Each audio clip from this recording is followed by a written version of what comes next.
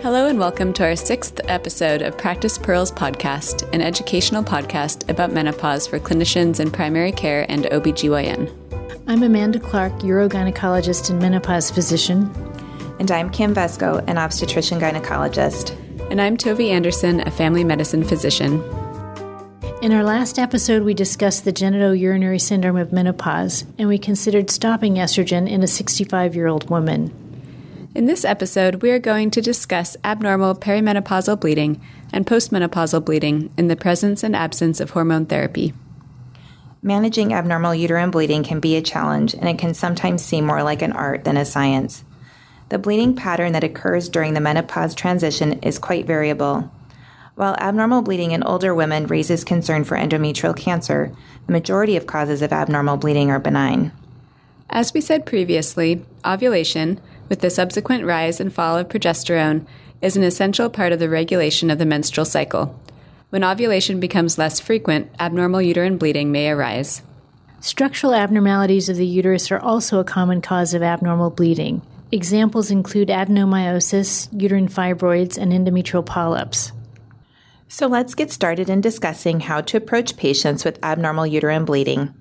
We will present 3 different case scenarios and considerations for each. Mrs. Wu is a healthy 48-year-old woman who until recently has had monthly menses which occur about every 28 to 30 days and last for 5 days with normal menstrual flow.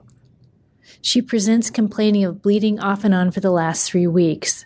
The flow has varied. Initially it was heavy and now it is light, and sometimes there's only spotting.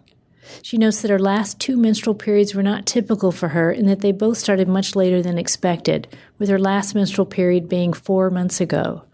She has a normal BMI and she's had 2 uncomplicated normal vaginal deliveries. The last one was 10 years ago, at which time she had a tubal ligation. So what are some important considerations in evaluating Mrs. Wu's bleeding? First, let's discuss normal versus abnormal bleeding. Normal menstrual bleeding is defined as a menstrual cycle of 21 to 35 days with a duration of flow of up to 7 days. Menorrhagia is defined as abnormally long or heavy menstrual bleeding. It can also be defined formally as a blood loss of more than 80 milliliters. But in a practical matter, heavy menstrual bleeding is based on the patient's perception of excessive blood loss. Metrorrhagia is bleeding in between periods, that is, bleeding at irregular intervals. Polymenorrhea is bleeding that occurs more often than every 21 days, and oligomenorrhea is bleeding that occurs less frequently than every 35 days. Abnormal uterine bleeding is defined as menstrual flow outside of the normal volume, duration, regularity, and frequency of menses. Abnormal uterine bleeding is often abbreviated to AUB for short, and use of the term DUB, which is short for dysfunctional uterine bleeding, is no longer recommended as a term. One of the most important considerations for evaluation of abnormal uterine bleeding should always be pregnancy, even among women who report contraceptive use. While permanent sterilization methods are highly effective, they still have failure rates in the 1 to 2% range. So add a urine pregnancy test to your list of labs. What other considerations are there? How heavy is her bleeding now, and how heavy has it been? Does she need emergent intervention for active bleeding? Is she anemic? Your assessment of her vitals and physical exam will give you a sense of how she's doing at the moment and whether a more urgent care setting is needed. And don't forget to get a CBC. Uterine bleeding is a common cause of anemia in women. What risk factors does she have for a uterine structural anomaly? Did anyone ever tell her she has a uterine fibroid or polyp? Uterine fibroids are notorious for causing heavy regular menstrual bleeding. Submucosal fibroids, those that impinge on the lining of the uterus, may also cause irregular intermenstrual bleeding. Endometrial polyps, which are more common as women age, may also cause irregular bleeding.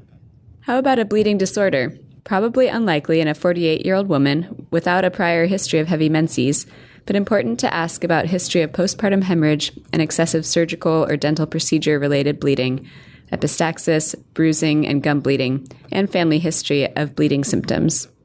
Is there an iatrogenic cause of bleeding secondary to use of anticoagulants or hormone therapy?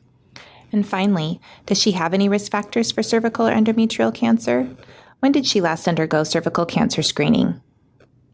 In Mrs. Wu's case, she had a normal cervical cancer screen 2 years ago. She has never had an abnormal pap smear or positive HPV test. She has no family history of endometrial or ovarian cancer. She is not obese. She does not have hypertension or diabetes. She has never been told that she has a fibroid or other abnormality of her uterus. She is not bleeding heavily now. She has no prior history of bleeding with dental work, and there's no history of postpartum hemorrhage. She is not taking any medications, her pelvic exam is normal, and her pregnancy test is negative. Her hemoglobin and hematocrit are in the low normal range. So what else do we need to do for her evaluation? The irregular bleeding pattern suggests ovulatory dysfunction, which may result from a thyroid or pituitary disorder. Additional lab testing should include a TSH and a prolactin level. Her TSH and prolactin levels come back as normal. Also, she doesn't have any risk factors for sexually transmitted infections. Does she need an endometrial biopsy to rule out hyperplasia and cancer? According to guidelines from the American College of Obstetricians and Gynecologists, or ACOG, all women aged 45 and older with abnormal uterine bleeding should have endometrial tissue sampling. Tissue sampling may also be performed in women under age 45 if they have risk factors for unopposed estrogen exposure, such as polycystic ovarian syndrome and obesity, or if they have persistent AUB after treatment. Office endometrial biopsy is the first-line procedure for tissue sampling. Confirming that a patient is not pregnant is important prior to uterine tissue aspiration. Does she need an ultrasound? If her pelvic exam is normal and your suspicion is low for structural causes of bleeding, you could forego a transvaginal ultrasound at this time. It is important to note that ultrasound assessment of the thickness of the endometrium to rule out endometrial cancer is not appropriate in perimenopausal women. We will discuss the use of transvaginal assessment of the endometrium as a tool for evaluating postmenopausal bleeding a little later. In Mrs. Wu's case, her endometrial biopsy shows proliferative endometrium, which is a benign and expected result in a patient who is not ovulated. Proliferative refers to the growth phase of the endometrium, which occurs under the stimulus of estrogen. After ovulation, when progesterone levels increase, you would see a biopsy result of secretory endometrium. We did not order an ultrasound because her pelvic exam was normal, and we had no suspicion for structural abnormalities at the time of her office visit. So what is your assessment? Mrs. Wu's bleeding is a classic case of perimenopausal bleeding. When ovulation does not occur regularly, the endometrium continues to proliferate under the unopposed influence of estrogen. This causes an unstable endometrial lining that is prone to erratic shedding, which explains Mrs. Wu's abnormal and prolonged pattern of bleeding. Once we have diagnosed Mrs. Wu with anovulatory bleeding, medical therapy with a regimen that contains a progestogen is the next step. Both norethindrone acetate and medroxyprogesterone acetate are approved for the treatment of abnormal uterine bleeding. A typical starting dose would be 5 milligrams of norethindrone or 10 milligrams of medroxyprogesterone acetate given once daily for 10 days. After she completes that course of progestogen, she will likely have a withdrawal bleed. She could then continue cyclic progestogen administration for 10 days each month, with the next course of progestin starting on day 16 of her menstrual cycle, counting day 1 as the first day of her withdrawal bleed. How long to continue the cyclic progestin therapy is not well defined by guidelines or scientific literature. One recommendation is to continue cyclic progestogen administration for at least 3 months. Another option is to continue cyclic progestogen administration for a longer period of time, stopping when the patient quits having withdrawal bleeds. Lack of a withdrawal bleed after progestin administration in a perimenopausal patient would suggest that there is no longer much effective estrogen on the endometrium. Although Mrs. Wu has had a tubal ligation and does not need birth control, another option for her is oral contraceptive therapy, or OCPs for short, since she has no health contraindications. We could have her start an OCP that contains both a low dose of estrogen and a progestin. OCPs are progestin dominant and will not only stabilize the endometrium, but can provide her with cyclic menses. Or, if she prefers to avoid having menses, the OCPs could be taken in a continuous manner without a monthly withdrawal bleed. The estrogen in OCPs is also helpful for managing menopausal symptoms. Another option is placement of a progestin-containing IUD.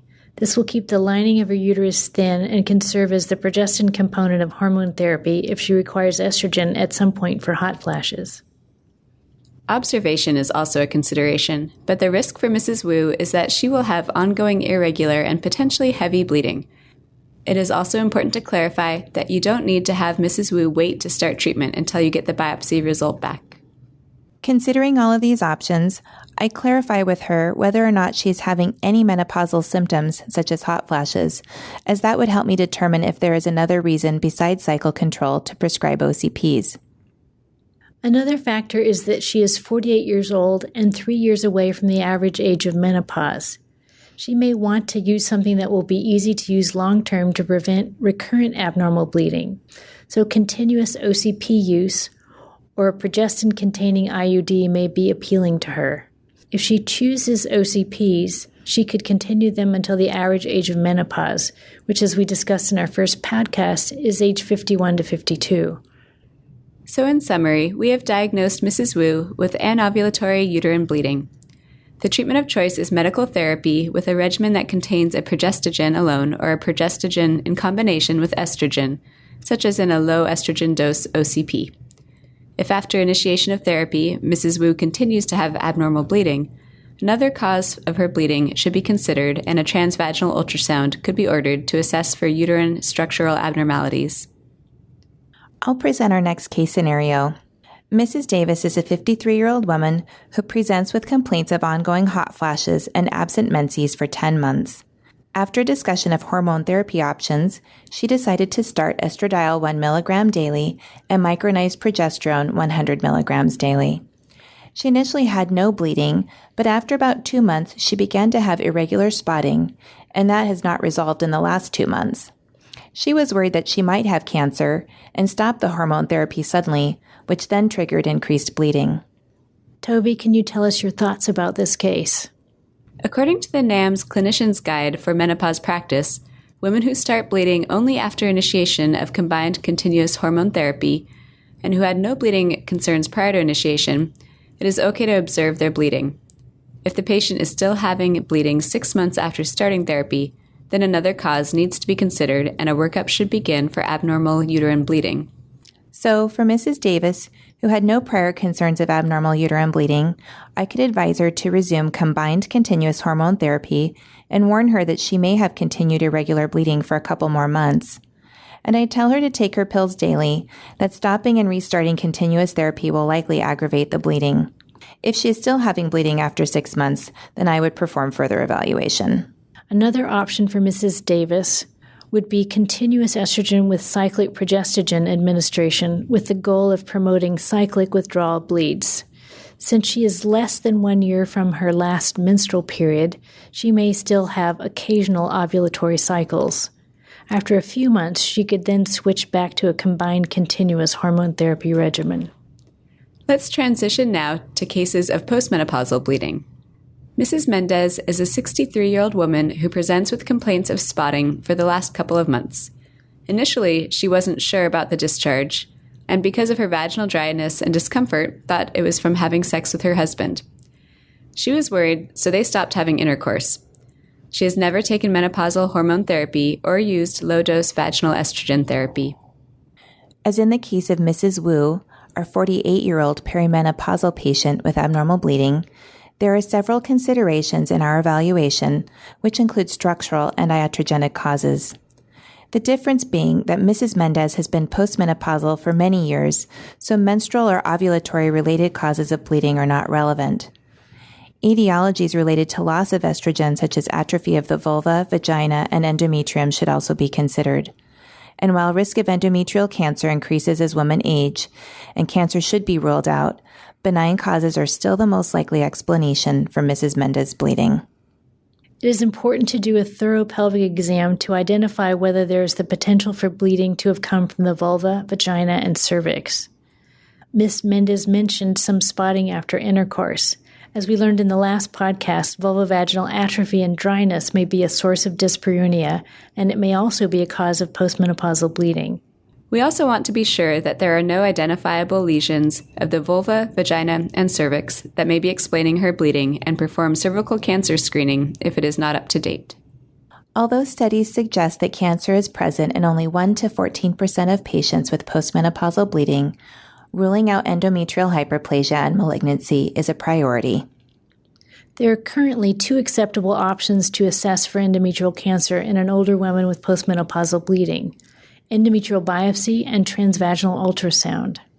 Both ACOG and NAMS support transvaginal ultrasound as an initial component of the evaluation of postmenopausal bleeding. The key with transvaginal ultrasound is the assessment of the thickness of the lining of the endometrium, which is often referred to as the endometrial stripe, because the normal endometrium appears as a white line on ultrasound. Studies have shown that an endometrial thickness of 4 millimeters or less has a greater than 99% negative predictive value for endometrial cancer.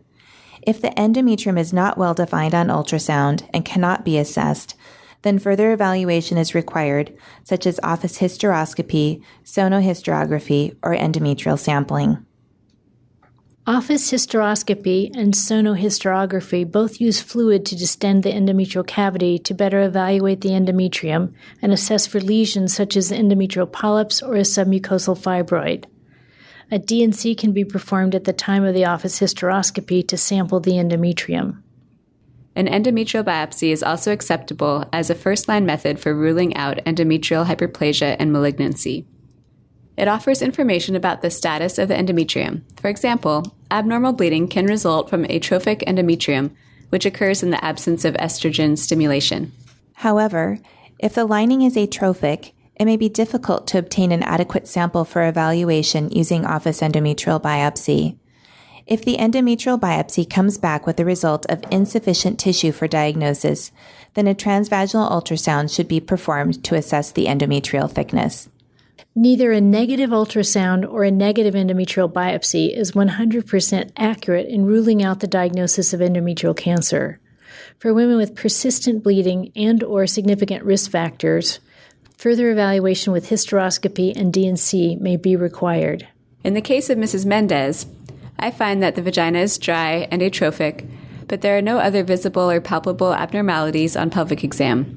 I opt for an EMB because I can obtain it at the time of her office visit. The result is benign atrophic endometrium. She has not taken any medications that may cause bleeding, and her cervical cancer screening was normal. Mrs. Mendez's history and exam findings suggest her bleeding is from atrophic changes of the vagina and/or endometrium. If she has no contraindications to low-dose vaginal estrogen therapy, a trial of low-dose vaginal estrogen therapy would be a reasonable option to see if it resolves her post-coital bleeding. If bleeding persists after therapy, then a transvaginal ultrasound could be performed to assess for endometrial stripe thickness and structural abnormalities. If you get a transvaginal ultrasound result that demonstrates a thickened endometrial stripe in the setting of a benign endometrial biopsy, it is possible that there's an endometrial polyp present. Polyps are best characterized by sonohysterography or office hysteroscopy. It is also important to note that some of the rarer causes of endometrial cancer can be present even in the setting of an endometrial stripe measurement of less than 4 millimeters. Thus, persistent bleeding in the setting of normal endometrial thickness warrants endometrial sampling. Another important point we'd like to make is that assessment of endometrial thickness is not helpful in women who are perimenopausal. The assessment of endometrial thickness is specific to the evaluation of postmenopausal bleeding. So in summary, we've discussed the evaluation of abnormal uterine bleeding in both peri- and postmenopausal women. For perimenopausal women, we discussed an initial evaluation that considers the following causes of bleeding: structural lesions, coagulopathy, ovulatory dysfunction, and iatrogenic. An acronym for this systematic evaluation was coined by the International Federation of Gynecology and Obstetrics, and the acronym is PALM-COAN. So we have P for polyp, A for adenomyosis, L for leiomyoma, M for malignancy and hyperplasia, C for coagulopathy, O for ovulatory dysfunction, E for endometrial, I for iatrogenic, and N for not yet classified. We did not go over in detail causes of heavy menstrual bleeding such as leiomyomas and adenomyosis, as they were not specific to our case, Mrs. Wu, who generally had regular menses with normal flow that were disrupted by anovulation. But those diagnoses would be a consideration in a patient with cyclic heavy menstrual bleeding. as they were not specific to our case, Mrs. Wu, who generally had regular menses with normal flow that were disrupted by anovulation, but those diagnoses would be a consideration in a patient with cyclic heavy menstrual bleeding. We discussed that breakthrough bleeding is very common after the initiation of combined continuous hormone therapy. If there has been no previous abnormal bleeding, women can be reassured that the bleeding will likely resolve. If bleeding persists 6 months after initiation of therapy, then the workup for abnormal uterine bleeding should be started. And finally, postmenopausal bleeding always requires evaluation for endometrial cancer. For the initial evaluation, you can use either transvaginal ultrasound or an endometrial biopsy. If bleeding persists, then further workup is required. As always, if you have lingering questions or we have sparked your interest in the evaluation of abnormal uterine bleeding, please check out the Practice Pearls podcast website for a list of references from today's talk. This is Amanda Clark And Kim Vesco. And Tovi Anderson. Thank you for listening to Practice Pearls podcast, Menopause. All cases appearing in this work were developed to highlight common clinical scenarios. Any resemblance to real persons, living or dead, is purely coincidental.